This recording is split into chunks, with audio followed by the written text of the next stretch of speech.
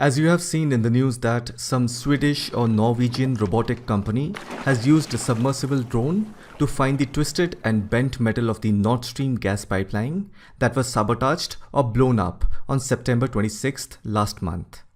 As you can see, some person is using an underwater drone, and this area is supposed to be the Baltic Sea. Let me also tell you that all the media agency, whoever have put this video on their respective websites, cannot confirm the authenticity of this video. As you know, this video has been released by a private robotic company.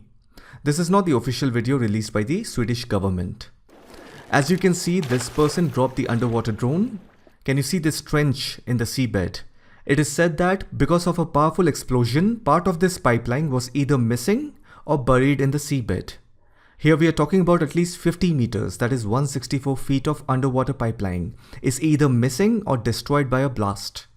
Almost half the size of a football ground, that much of pipeline is either missing or buried in the seabed.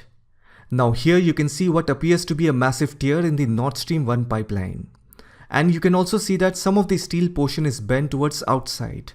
And then you can also see how thick the steel pipe is.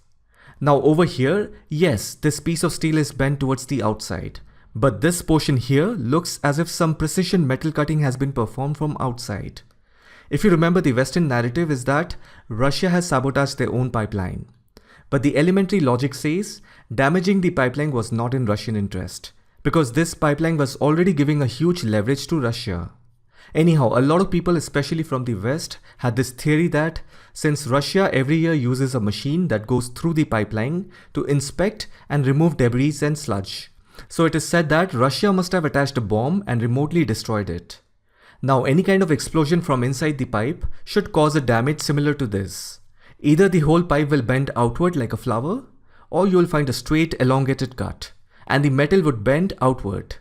Now here you will see that the whole 50-meter section of the pipe is missing. You can't see it. And as I said, this portion here looks as if some precision metal cutting has been performed from outside. If you remember, Russia had demanded, even they wanted to be part of this investigation because this pipeline is in the international waters. But Denmark and Sweden refused. In fact, Germany, Denmark, Sweden, they all have been investigating the incident, but they have said they will not share the findings with Russia. Now, I'm not going to say whether this is fair or unfair, but things do look suspicious, right? Plus, this small video footage is not enough. Why Sweden had to release this? They could have released a proper video footage. They don't have anything to worry about if they don't have anything to hide.